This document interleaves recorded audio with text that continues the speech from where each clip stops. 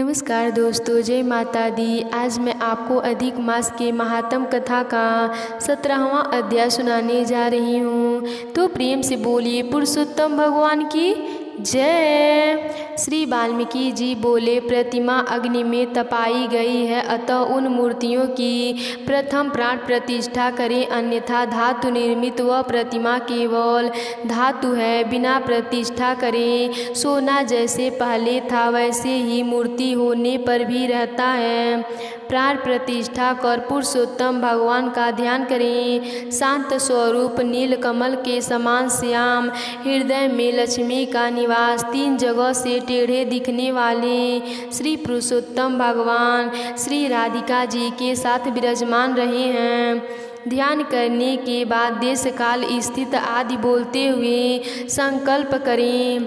बाड़ी में मन को शुद्ध कर 16 उपचारों द्वारा श्री पुरुषोत्तम भगवान का पूजन करें। अलग अलग मंत्र बोलकर आवाहन आदि करें। इस तरह पुरुषोत्तम मास आने पर इस मनुष्य देह से जो राधा के साथ नवीन मेघ समान श्याम श्री कृष्ण भगवान का भक्ति पूर्वक नित्य प्रति पूजन करता है तथा विष्णु भगवान गुरु को मानता है, वही पुरुष इस लोक में अखंड सुख पाकर गोलोक में जाता है। राजा बोले, हे तपोधन, पुरुषोत्तम मास के व्रत नियम कहिए। श्री नारायण बोले, राजा दृढ़ ने वाल्मीकि मुनि से पुरुषोत्तम मास के कल्याण के लिए जो प्रश्न किया वही तुमको सुनाता हूँ। श्री वाल्मीकि जी ने कहा, हे राजन, इस पुरुषोत्तम मास में हविष्य अन्न, खीर अथवा गेहूँ, चावल, सब प्रकार के मूंग, जौ, तिल, मटर, समा, सौखिया, निवार, अदरक, कंकोल, कंद मूल, ककड़ी, केला, सैधिया या समुद्र नमक, दही, माखन, पनीर, आम, अरहल, पीपल, जीरा, सौंठ, इमली, सुपारी, आंवला, गुड़, खाड, हविष्य अन्न जो तेल में न पकाया हो उसे कहते हैं। इस प्रकार बना भोजन खाने को उपवास के समान विधान कहते हैं। सब प्रकार के आमिष पदार्थ, उड़द, मधु, बेर, राई, मादक वस्तु, मांस, दाल, तिल का तेल, कीड़ों का खाया, लोहा का लगा, भावना से दूषित बनाने में दूषित अन्न दूसरे का हिस्सा न खाएं, दूसरों से शत्रुता व परशात्री गमन न करें, परदेश केवल तीर्थ के सिवा न जाएं, देवता, वेद, ब्राह्मण, गुरु, गौ, व्रती, स्त्री, राजा तथा बड़ों की पुरुषोत्तम मास में बुराई न करें। प्राणयंग में, चूड़ फलों में, जम्भीरी अन्न में, मसूर तथा वासी अन्न आमिष है। बकरी, गौ, भैंस सो छोड़कर अन्य दूध, ब्राह्मण द्वारा बेचे तेल, घी आदि सब पदार्थ, मिट्टी से पैदा हुआ नमक, तांबे के बर्तन में रखा दूध, दही, घी, चमड़े के पात्र पर जल, अपने ही लिए बनाए अन्न को पंडित लोग आमिष कहते हैं। पुरुषोत्तम व्रती ब्रह्मचर्य पालन कर धरती पर सोएं, पत्तल में भोजन करें, सायकाल में भोजन करें। रजस्वला स्त्री, मलेच्छ जाति, पतित लोग सांसारिक हीन से वार्तालाप न करें तथा इन लोगों का सूतकियों का अन्न एवं दोबारा गर्म किया गया जल अन्न न खाएं। प्याज, लहसुन, मुस्था, छत्रक, गाजर, मूली, भथुआ भी व्रती न खाएं। इस व्रत तथा अन्य व्रतों में भी इन वस्तुओं को त्याग दें। कृच्छु आदि व्रत अपनी शक्ति के अनुसार विष्णु भगवान की प्रसन्नता के लिए करें। पेठा, काशी फल, तरुड़ी, मूली, नारियल, कलिंगन फल, आंवला, गोला, अलम्बू, पटोल, बेर, चर्म, बैगन, वालिक साग, कमला, नाल आदि साग पुरुषोत्तम मास के प्रारंभ से पूर्णिमा तक न खाएं। गृहस्थ हमेशा रविवार में आंवला न खाएं। पुरुषोत्तम मास में जो जो वस्तु हो वह पुरुषोत्तम भगवान की प्रसन्नता के लिए ब्राह्मण को दान करके खाना प्रारंभ करें। हे राजन, नियम के बिना कोई फल प्राप्त नहीं होता है। पुरुषोत्तम मास का व्रत शक्ति हो तो उपवास रह कर करें अथवा घी या दूध पीकर करें। व्रती पुरुष फलाहार करे रहें। जैसे भी व्रत भंग न हो उसी प्रकार काम करें। प्रातः काल उठकर नित्य कर्म करें। फिर श्री कृष्ण भगवान को हृदय में स्मरण करके भक्ति पूर्वक नियम धारण करें। उपवास रहना, रात्रि भोजन एक समय कभी भी भोजन का निश्चय करके व्रत प्रारंभ करें। श्रीमद् भागवत की कथा सुने, इस मास में सुने, इसके पुण्य को ब्रह्म भी नहीं कह सकते हैं। श्री पुरुषोत्तम मास में लाख दल तुलसी से शालिग्राम भगवान का पूजन करें, उसका पुण्य है। कहे हुए नियमानुसार व्रत करने वाले पुरुष को देखकर यमदूत इस प्रकार भागते हैं जिस प्रकार सिंह को देखकर हाथी भागते हैं। इस मास का व्रत हे राजन सैकड़ों यज्ञों से श्रेष्ठ है। पृथ्वी में जितने तीर्थ क्षेत्र हैं वह देवताओं सहित व्रती मनुष्य के शरीर में निवास करते हैं। खोटे स्वप्न, दरिद्रता, काया मन वाणी के खोटे कर्म पुरुषोत्तम व्रत के नष्ट हो जाते हैं। हरि भक्त जब निश्चल होकर पुरुषोत्तम मास की सेवा में होते हैं तब इंद्रियां देवता पुरुषोत्तम की प्रसन्नता के लिए उनकी रक्षा करते हैं। पुरुषोत्तम व्रती जहाँ भी रहते हैं वहाँ भूत प्रेत पिशाच उनके सामने नहीं ठहरते हैं। राजा बोले, हे मुनि श्रेष्ठ, पुरुषोत्तम मास में दीपक दान का क्या फल है, कृपा करके कहिए। वाल्मीकि जी बोले, हे राजन, इस पाप नाशनी कथा सुनने से 5 प्रकार के पाप दूर हो जाते हैं, उसे सुनो। सौभाग्य नगर में सत्यवक्ता बुद्धिमान पराक्रमी चित्रबाहु नामक के प्रसिद्ध राजा हुए थे। वह राजा सहनशील, सब धर्मों के जानने वाले, शीलवान, रूपवान, दयालु, ब्राह्मण भक्त, भगवत चरित्र सुनने वाले, अपनी स्त्री से प्रेम करने वाले, पशु पुत्र, हाथी घोड़ा रथ एवं पैदल सेना वाले तथा धन्य धान युक्त थे। अपनी रानी के साथ युवक राजा पृथ्वी का शासन कर रहे थे। वह श्री कृष्ण के अतिरिक्त और देवता को नहीं मानते थे। एक दिन चित्रबाहु ने दूर से आते हुए मुनि श्रेष्ठ अगस्त जी को देखा। तब दंडवत प्रणाम करके विधि पूर्वक पूजन किया और प्रेम पूर्वक आसन पर बैठा कर विनय पूर्वक बोले, मुनि श्रेष्ठ, आज मेरा जन्मदिन, राजा भवन सब सफल हुए। जो ऋषि कृष्ण सेवक आप मेरे यहाँ पधारें। तारों की चमक तभी तक है जब तक सूर्य उदय न हो। इस प्रकार अन्य ब्राह्मण तभी तक पूजनीय है जब तक वैष्णव ब्राह्मण न हो। अगस्त जी बोले, हे चित्रबाहु, तुम धन्य हो तथा तुम्हारी प्रजा धन्य है जो तुम सरीखे वैष्णव राजा से रक्षित है। उस राजा में न रहे जहाँ वैष्णव राजा न हो। सूने वन में रहना अच्छा है किंतु वैष्णव राजा कहना अच्छा नहीं है। भले आदमी उसे ही राजा कहते हैं जो श्री कृष्ण के चरण का आश्रय हो, उसके ही राजा में प्रजानन सुखी होती है।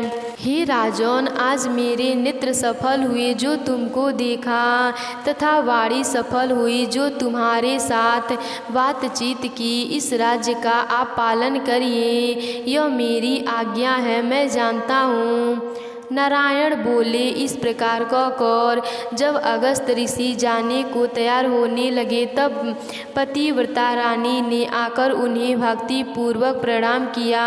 अगस्त जी बोले, सौभाग्यवती हो। इस प्रकार आशीर्वाद दिया। मुनि को सिर झुकाकर हाथ जोड़कर पुनः चित्रगुप्त बोले, मेरे पास अतूट संपत्ति, अखंडक राज्य, पतिव्रता, अज्ञानकारिणी स्त्री किस पुण्य से प्राप्त हुई है। श्री नारायण बोले, जब राजा ने इस प्रकार मुनि से निवेदन किया तब मुनि एकाग्र मन से ध्यान करके बोलने लगे। अगस्त जी बोले, मैंने तुम्हारे पूर्व जन्म का सब चरित्र जान लिया है, वह सब इतिहास तुमसे कहता हूँ, सुनो। चमत्कार नामक नगर में तुम शूद्र जाति में मणिग्रीव नामक से प्रसिद्ध थे और जीव हिंसा करने में लगे रहते थे। नास्तिक दुष्ट स्वभाव, पराई स्त्रियों को छीनना, किए हुए उपकार को न मानने वाले, शिष्टाचार रहे तुम स्वभाव से ही थे। और जो इस समय यह स्त्री है वह पूर्व जन्म में मन वचन कर्म से पति परायण तुम्हारी स्त्री थी। पाप कर्म के कारण तुम्हें भाई बांधवों ने जाति से अलग कर दिया था। राजा ने भी इसी अपराध के कारण तुम्हारा धन छीन लिया था और जो बाकी कुछ धन बचा वह जाति के भाइयों ने छीन लिया। इस प्रकार धन नष्ट होने पर तुम्हारे पुनः बहुत से धन पाने की इच्छा हुई। धन नाश होने पर भी इस सती स्त्री ने तुमको नहीं छोड़ा, किंतु अन्य जनों से तिरस्कृत होने के कारण तुम नगर छोड़कर वन में चले गए। वन में जीवों को मारकर अपना निर्वाह करने लगे। हे राजन, उस समय भी पत्नी तुम्हारे ही साथ थी। एक समय मणिग्रीव धनुष सवार लेकर वन में शिकार की खोज में गया, जहाँ पर बहुत से मृग आदि पशु रहते थे। उसी मनुष्यहीन जंगल में रास्ता भूले एक महायोगी उपदेव जी अत्यंत घबराए हुए घूम रहे थे। दोपहर का समय हो गया, रास्ता मिल नहीं रहा था। प्यास के कारण व्याकुल होकर गिर पड़े तथा बेहोश हो गए।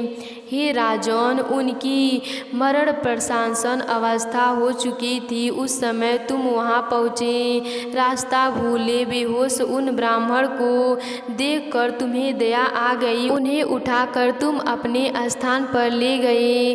तुम दोनों ने उनकी सेवा की। थोड़ी देर बाद उपदेव होश में आ गए और बड़ा आश्चर्य करने लगे, मैं तो वन में था, यहाँ कैसे आ गया? श्री नारायण बोले, हे देव, तब मणिग्रीव ने कहा, आप घबराएं नहीं। यहाँ कमलनिया से भरा सुंदर स्वच्छ शीतल जल से भरा तालाब है, आप वहीं जल स्नान करें। प्रातः कर्म से निवृत्त होकर फलाहार एवं जल पान करें, फिर सुखपूर्वक विश्राम करें। अगस्त जी बोले, उपदेव ब्राह्मण होश में आने पर मणिग्रीव की बात सुनते हुए स्वस्थ होने पर प्यास लगने के कारण उठे।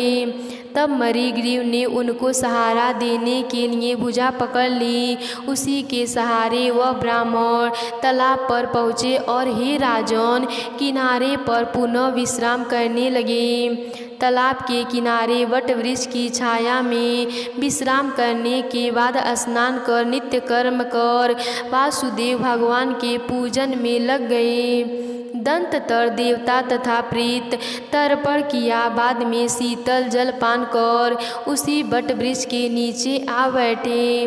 तब स्त्री के साथ मणिग्रीव ने आकर मुनि को प्रणाम किया तथा उनका सत्कार किया और मणिग्रीव बोले, हे ब्राह्मण, हमारा उद्धार करने के लिए आज आप यहाँ पधारे हैं। आपके दर्शन मात्र से मेरे पाप दूर हो गए हैं। यह कहकर अपनी स्त्री से बोला, अरे सुंदरी, पके हुए जो आम के फल हैं वह शीघ्र लेकर आओ, देर न करना, और जो भी कुछ फल हो वे भी ले आना। इस प्रकार अपने स्वामी के वचन सुन वह पतिव्रता शीघ्र ही उठकर आश्रम के कंद फल आदि ले आई और ब्राह्मण के सम्मुख रख दिए। मणिग्रीव बोला, हे श्रेष्ठ मुनि जन, इन फलों को स्वीकार करें तथा हम दोनों को कृपा कृतार्थ करें। उपदेव जी बोले, हे भले आदमी, मैं तुमको नहीं जानता, तुम कौन हो? अपना परिचय दीजिए। मणिग्रीव बोले, ब्राह्मण श्रेष्ठ, मैं एक शूद्र हूँ। मणिग्रीव मेरा नाम है। अपने जाति भाइयों ने मेरा त्याग कर दिया है। इस प्रकार उनके वचन सुनकर ब्राह्मण ने फलाहार कर लिया। उनकी आत्मा बड़ी प्रसन्न हुई। दंत तर जल पिया। जल पान कर कर ब्राह्मण सुखपूर्वक बैठ गए। तब मणिग्रीव ने उनके चरण गोद में रख कर दबाना प्रारंभ कर दिया। जहाँ हिंसक जीव विचरण कर रहे हैं, जल भी प्राप्त नहीं है, आप कैसे पधारे? उपदेव जी बोले, हे महाभाग, मैं ब्राह्मण हूँ। प्रयागराज जाते हुए इस दारुण वन में आकर रास्ता भूल गया था। वहाँ मैं थक गया था, प्यास जोर की लग रही थी और मैं मर प्राणस था। तभी तुमने मुझे जीवन दान दिया है। हे मणिग्रीव, तुम दोनों स्त्री पुरुष ने इस घोर वन में वास क्यों लिया है, यह तो मुझे बता दो। कदाचित मैं तुम्हारे किसी दुख को दूर कर सकूं। अगस्त जी कहने लगे कि इस तरह उपदेव की ललिता वाणी सुनकर पत्नी ने ही समझ अपने मन में अपने दुख दरिद्र से मुक्ति की लालसा लिए मणिग्रीव अपने कर्मों और उनके फलों की प्राप्ति की संपूर्ण गाथा सुनाने लगे। आज की कथा यहीं पर समाप्त होती है। अगली कथा सुनेंगे दूसरे दिन। तो प्रेम से बोलिए पुरुषोत्तम भगवान की जय।